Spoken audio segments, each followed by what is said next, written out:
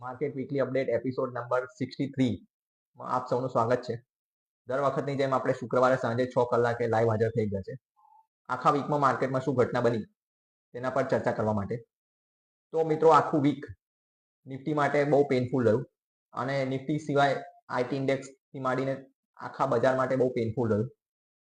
તો તેની પાછળ શું કારણ છે અને આગળ બજારની શું ચાલ રહેશે તેના પર આપણે ડિટેલમાં ચર્ચા કરીશું. મિત્રો, પેજ પર જો નવા આવ્યા હો તો અંત સુધી જોડાયેલા રહેજો અને અંતમાં તમારો જેન્યુઇન અભિપ્રાય આપજો. આ કોઈ ટીપ કે ટ્રેડિંગ રિગાર્ડિંગ સેશન નથી.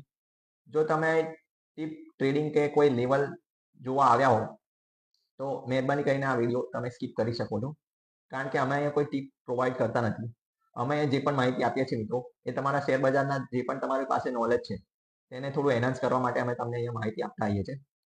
અમે અહીંયા જે પણ માહિતી આપીએ તેના પર તમારે કોઈ પણ એક્શન કે ટ્રેડ લેવો હોય તો તેના માટે તમારે તમારા ફાઇનાન્શિયલ એડવાઇઝરને અપ્રોચ અવશ્ય કરવો જોઈએ. અમારી સાથે જોડાવવું હોય તો આપેલ લિંકથી તમે અમારી સાથે જોડાઈ શકો છો. તો મિત્રો, વધુ સમય ના લેતા આપણે સેશનની શરૂઆત કરીએ. મિત્રો, સોમવારના દિવસે એટલે કે 23 તારીખે બજાર પોઝિટિવ નોટ સાથે ઓપન થયું હતું. ત્યારબાદ આખા વીકનો જે હાઈ છે એટલે કે 25,771 એ સોમવારના દિવસે જ નિફ્ટીએ બનાવ્યો. ત્યારબાદ આખા વીકમાં આપણે ભારે ઉતાર ચઢાવ જોયા.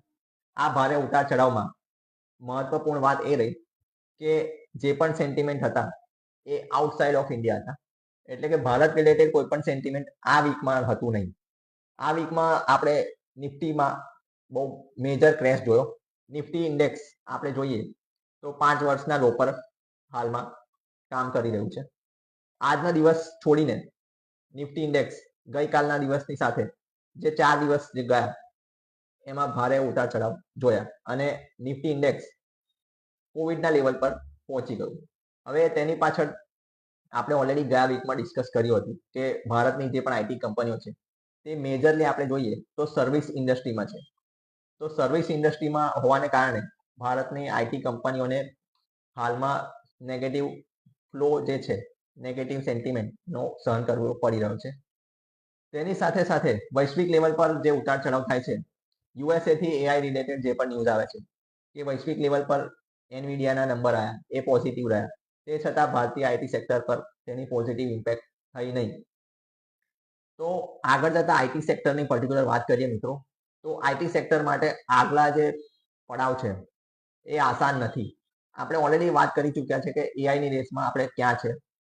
આપણે એઆઈ પર તો હવે વાત કરવી નથી. પર્ટિક્યુલર આપણે આપણા ભારતીય કોન્ટેક્સની વાત કરીએ કે ભારતીય આઈટી કંપનીઓનું જે આગામી સ્ટ્રક્ચર છે અને આગામી પીરિયડ જે છે એ કેવો રહેશે.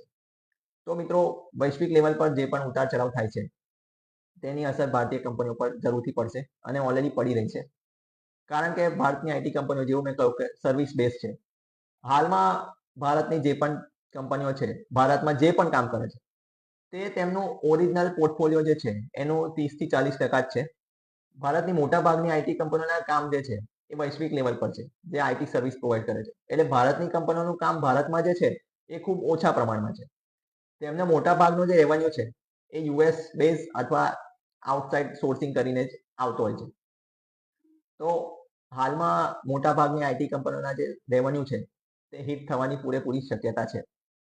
હવે આપણે એ જોવું રહ્યું કે આગામી સમયમાં ભારતની જે પણ આઈટી કંપનીઓ છે, લાર્જ કેપ કંપનીઓની વાત કરું છું, કારણ કે આ જે એઆઈ રિલેટેડ જે પણ આગળ એક્શન થશે મિત્રો, તેમાં નાની જે કંપનીઓ હશે એઆઈ રિલેટેડ, તેઓનું ફ્યુચર ખતરામાં રહી શકે છે.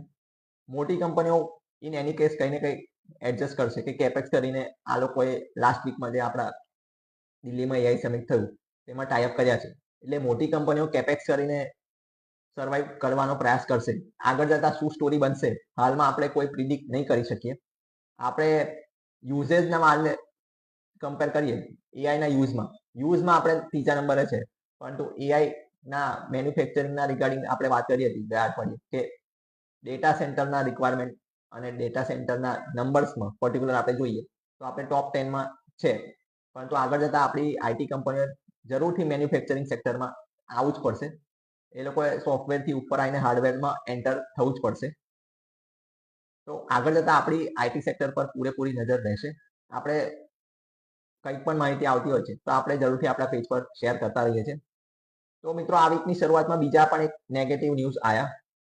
નેગેટિવ ન્યૂઝ એ આવ્યા કે HAL નું તેજસ ફાઇટર જેટ વિમાન એ ક્રેશ થયું ટેકનિકલ ખામીના લીધે, તેવા ન્યૂઝ આવ્યા અને તેને કારણે સોમવારના દિવસે આ શેરમાં 4% કડાકો આવ્યો.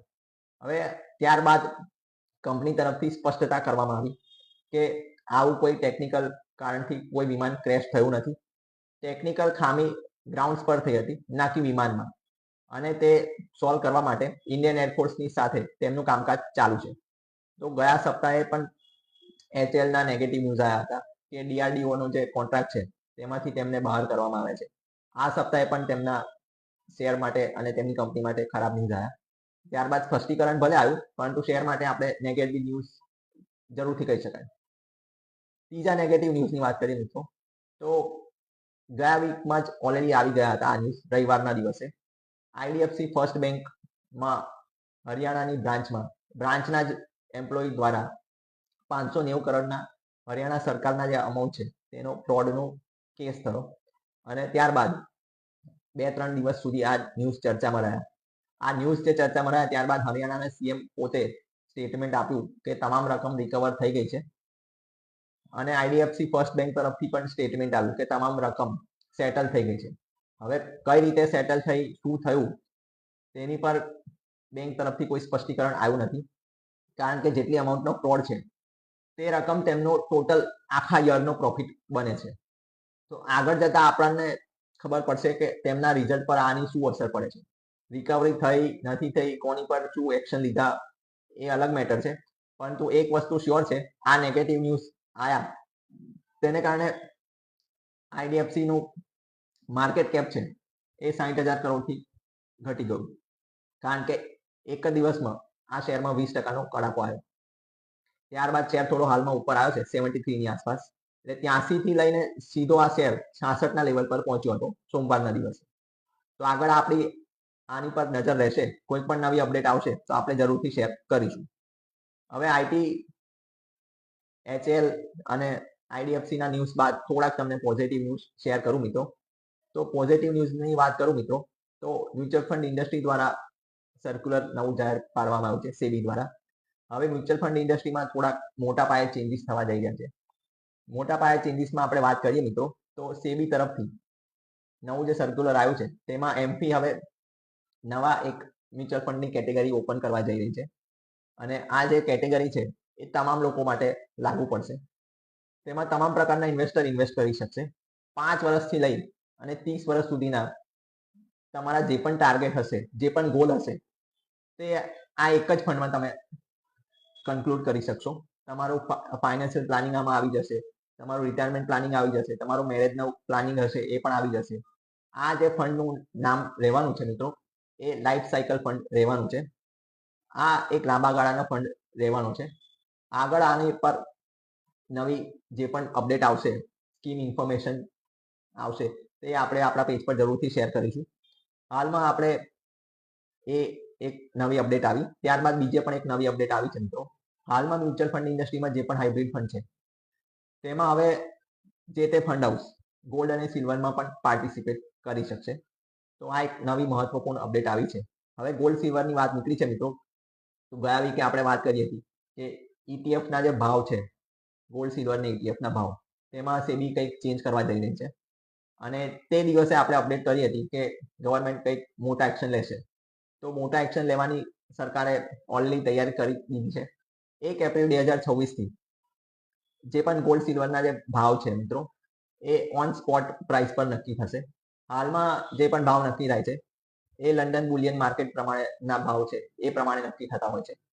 તો 1 એપ્રિલથી જે પણ ETF ના ભાવ તમને દેખાશે એ ઓન સ્પોટ ભાવ પ્રમાણે તમને દેખાશે. થોડાક વેરિએશન જે હાલમાં આવે છે એ પણ નલિફાય થઈ જશે. તો આ એક બહુ મોટા પોઝિટિવ ન્યૂઝ આપણે કહી શકાય બજાર માટે.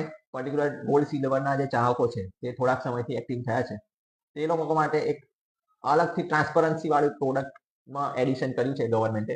તો આ એક પોઝિટિવ ન્યૂઝ જરૂરથી કહી શકાય. આગળ વાત કરીએ મિત્રો, તો સરકારનું બીજું એક નોટિફિકેશન આવ્યું છે. 1 એપ્રિલ 2026 થી તમને જે પણ તમે પેટ્રોલ પુરાવશો તમારી વ્હીકલમાં, તેમાં 20% ઇથેનોલ મિક્સ થઈને આવશે. તો આ જે ઇથેનોલ મિક્સ થઈને આવશે તેની અસર કયા સેક્ટર પર પડશે? આઈ એમ શ્યોર ઓએમસી પર તો પડવાની જ છે, તમને પણ ખબર જ છે, ઓઇલ કંપનીઓ પર. તેની સાથે સાથે સુગર કંપની પર પણ પડવાની છે.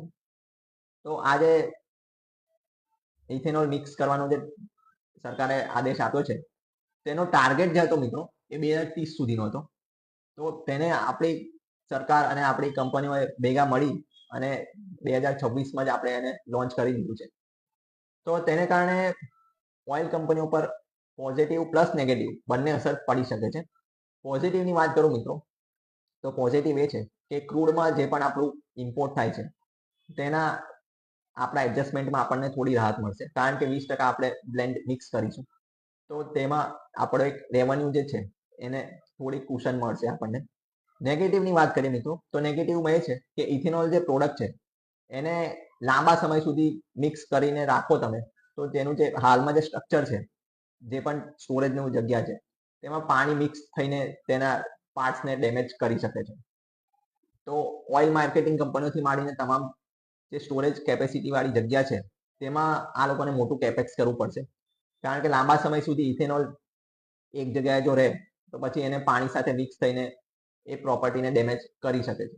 તો નવા પ્રકારની પ્રોપર્ટીનું સેટઅપ તમામ ઓઇલ કંપનીઓએ કરવું પડશે. તો તે એક મોટી તેમના માટે ખર્ચો ગણી શકાય. તો આગળ જઈને લોંગ ટર્મમાં આપણને લાગે કે આ એક અલગ પ્રકારનો ખર્ચો તે લોકોને બુક્સમાં આપણે જોઈ શકીએ. પ્લસ આપણે જોઈએ તો સુગર સેક્ટર માટે શું નેગેટિવ ન્યૂઝ છે?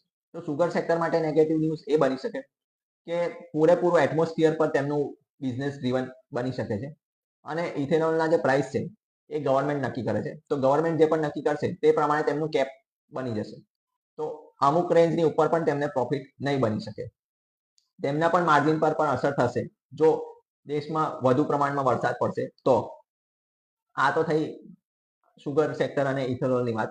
હવે આપણે જોઈએ આજે એક બહુ મહત્વપૂર્ણ બિલ પાસ થયું છે મિત્રો બિહાર રાજ્યમાં. તો બિહાર રાજ્યમાં આજે જે બિલ પાસ થયું છે માઇક્રો ફાઇનાન્સ બિલ, તે બહુ અલગ રીતનું બિલ છે.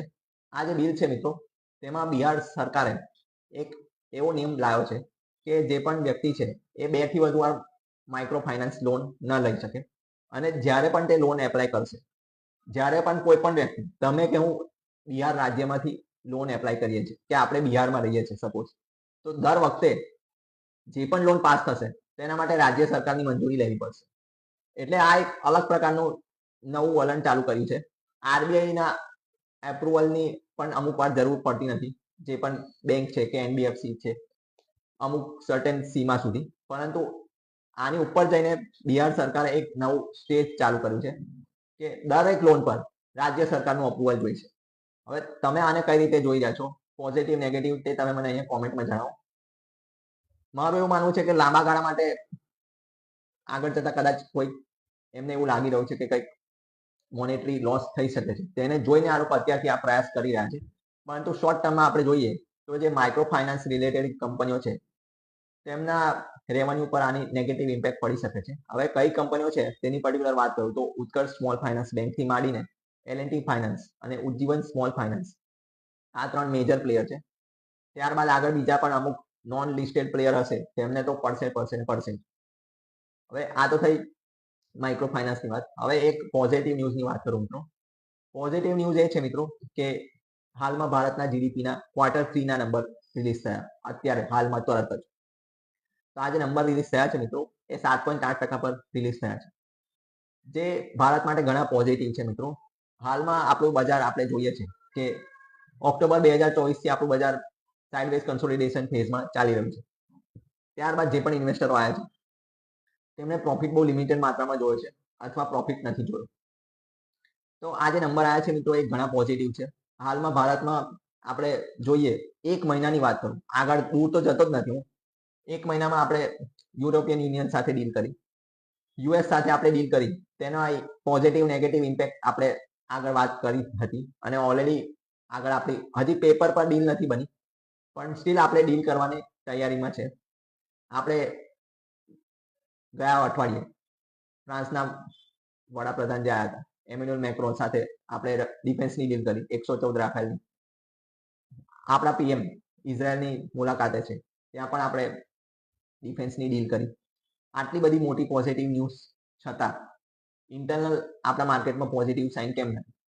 તો મિત્રો પોઝિટિવ સાઇન એના માટે નથી કારણ કે માર્કેટના સેન્ટિમેન્ટ જે છે એ રોજે રોજ બદલાઈ રહ્યા છે. હવે આપણે થોડીક એના પર વાત કરું કે માર્કેટના સેન્ટિમેન્ટ હાલમાં કેમ બદલાઈ રહ્યા છે. તો મિત્રો એની વાત કરીએ તો એફઆઈ તરફથી રોજ સ્ટેન્ડ જે છે એ બદલાઈ રહ્યું છે. એફઆઈ ને હાલને માર્કેટની કન્ડિશન પર ટ્રસ્ટ નથી અથવા ભારતની જે સિચ્યુએશન છે તેની પર લોંગ ટર્મ ટ્રસ્ટ નથી તેવું આપણે કહી શકાય. અપસાઇડ લિમિટેડ હાલના માર્કેટમાં આપણને સ્પષ્ટ રીતે દેખાઈ રહ્યું છે. જેવું આપણે ઓલરેડી મેં વાત કરી હતી બજાર વિશે કે બજાર માટે શોર્ટ ટર્મમાં એપ્રિલ સુધી એટલે 26,000નું લેવલ પાર કરવું ખૂબ મુશ્કેલ બનશે.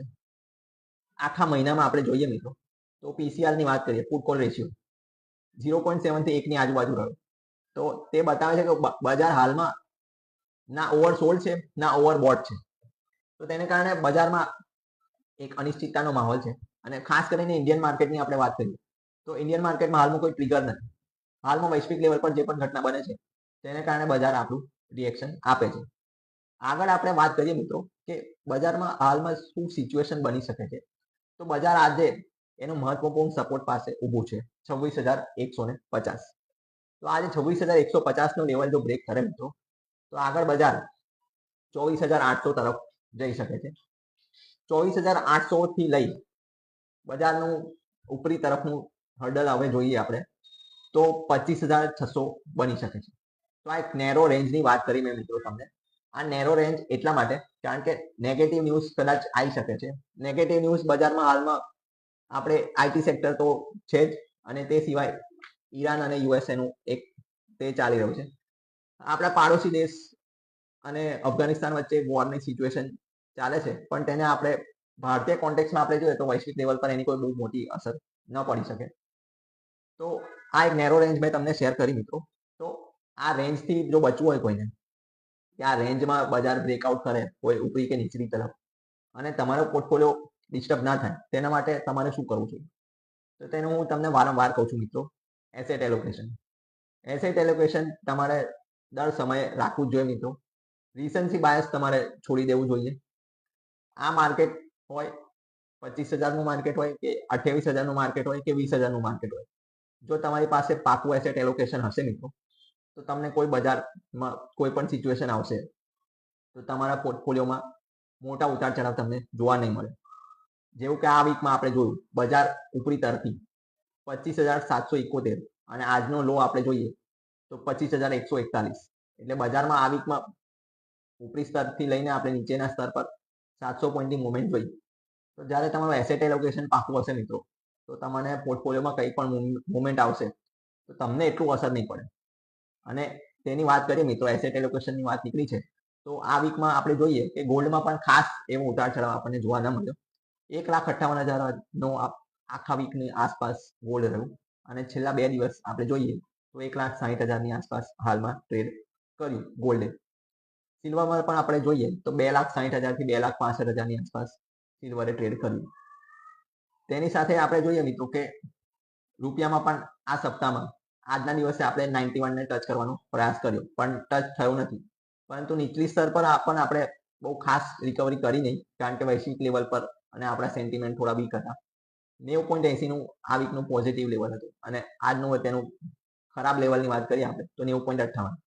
તો 91 ને આપણે કદાચ આવતા વીકમાં ક્રોસ કરીએ જો નેગેટિવ ન્યૂઝ ઓર આવે તો. ન્યૂઝ નેગેટિવ આવશે મિત્રો તો ક્રૂડમાં પણ ઉપરની તરફ જમ્પ આવશે. જે આ વીકમાં આપણે જોયો 71.70 એટલે કે ઓલમોસ્ટ $72 આ ક્રૂડ ટચ કર્યું અને નીચેના લેવલ પર 70.56નું લેવલ આજના દિવસે આપણે જોયું. તો ક્રૂડમાં પણ ઉપરી તરફ બજાર જઈ રહ્યું છે જેની નેગેટિવ અસર આપણા રૂપિયા પર તો પડે જ છે પરંતુ આપણા ફોરેન રિઝર્વ પર પણ પડી શકે છે. તો બજાર એક દિશામાં હવે ચાલવા માટે બજારને સ્ટેબિલિટી જોઈશે. સ્ટેબિલિટી એફઆઈઆઈ તરફથી આવી શકે છે. એફઆઈ ને હાલમાં મેં તમને કહ્યું કે થોડાક સમયથી એ લોકોએ ટ્રસ્ટ નથી એવું નથી પરંતુ એફઆઈને જે રૂપિયામાં કન્સોલિડેશનની જરૂર છે તે ખૂબ જરૂર છે. રૂપિયો આપણો સ્ટેબલ થવો ખૂબ જરૂર છે. જ્યારે આપણો રૂપિયો સ્ટેબલ થશે પ્લસ જ્યારે આપણી કંપનીઓના અર્નિંગ્સ છે તેમાં રિકવરી આવશે ત્યારે એફઆઈ તેમના મૂળમાં આવશે. જ્યારે એફઆઈ તેમના મૂળમાં આવશે ત્યારે આપણે જોઈશું કે આપણા બજારનો અસલ પાવર શું છે. હાલમાં આપણે કોઈ પણ લેવલ પર આપણે ટકી નથી રહ્યા. તેનું કારણ એ જ છે કે એફઆઈ નો વિશ્વાસ ભારત પર થોડો ડગી રહ્યો છે. હવે આ વાત અમુક લોકોને ખરાબ લાગશે કે એફઆઈ ની આપણને શું જરૂર. તો મિત્રો, હાલમાં આપણું જે પણ બજાર છે આપણે હોલ્ડ કરી રહ્યા છીએ. લોકલ પ્લેયર્સના સપોર્ટથી આપણે બજારને હોલ્ડ કરી રહ્યા છીએ. નો ડાઉટ, એમાં કોઈ શંકા નથી કે ડીઆઈએ બહુ મજબૂત સપોર્ટ આપ્યો છે. આપણી મ્યુચ્યુઅલ ફંડ ઇન્ડસ્ટ્રીથી માંડીને તમામ લોકલ પ્લેયર્સ બજારને ભરપૂર સપોર્ટ આપી રહ્યા છે. પરંતુ બજારને જો મોટા લેવલ પાર કરવા હશે તો એફઆઈનો સપોર્ટ જરૂરથી જોઈશે. હાલમાં આપણે જોયું ગયા વર્ષે આખું 2025નો આખો જે પીરિયડ રહ્યો તેમાં એફઆઈનું હેવી સેલિંગ રહ્યું. તેને કારણે માર્કેટ એક કન્સોલિડેશનના ફેઝમાં રહ્યું. તે ડીઆઈના સપોર્ટથી જ રહ્યું. હવે આ જે પીરિયડ ચાલ્યો છે, આ 2 મહિના જે પત્યા જાન્યુઆરીથી લઈને ફેબ્રુઆરી, તો આ જે 2 મહિનામાં એફઆઈ તરફથી હેવી સેલિંગ નથી. હવે હેવી સેલિંગ નથી તેને કારણે બજાર એટલું બધું પડી નથી રહ્યું, પરંતુ ઉપરી લેવલ પર પણ અમુક આપણને હર્ડલ દેખાઈ રહ્યા છે. તો જ્યારે આપણી કંપનીના રિઝલ્ટ પોઝિટિવ આવશે, પ્લસ આપણા રૂપિયામાં સ્ટેબિલિટી આવશે, ત્યારે એફઆઈને ઇન્ડિયામાં આવવું જ પડશે. કારણ કે ઇન્ડિયા એક બહુ મોટું ઇમર્જિંગ માર્કેટ છે અને આગળ જતા આપણે હાલમાં આપણે જે પણ આપણા નંબર આવ્યા છે જીડીપીના આજના, પ્લસ આપણી ગવર્મેન્ટે જે પણ રિફોર્મ્સ કર્યા છે તેના નંબર્સ આપણી ઇન્ડસ્ટ્રી પર પોઝિટિવિટી દેખાશે. તો જરૂરથી એફઆઈને ઇન્ડિયામાં આવવું જ પડશે. તો એફઆઈના આવા પાછળ અને નિફ્ટીના અને બજારના ના ચાલવા પાછળ મૂડ અને સેન્ટિમેન્ટ મેં તમને જે કહ્યા એ આ કારણોથી બજારમાં નેગેટિવ ઇમ્પેક્ટ આપણને દેખાઈ રહી છે. તો આગામી અઠવાડિયામાં મેં તમને ઓલરેડી કહ્યું કે બજાર 25,500 ઉપરની તરફ 25,600 આ એક હર્ડલ બની શકે છે. કારણ કે આપણે મેજર લેવલને બ્રેક કરીને આજના દિવસમાં સપોર્ટ લીધો છે અને નીચેની તરફ 24,800 પર આપણે બજાર જઈ શકે છે. તો આ હતું આ વીકનું માર્કેટ વીકલી અપડેટ. તમારા કોઈ પણ સવાલ હોય, કોઈ પણ સુઝાવ હોય, તમે અમને અહીંયા લખીને જણાવો. ત્યાં સુધી જય હિન્દ, વંદે માતરમ.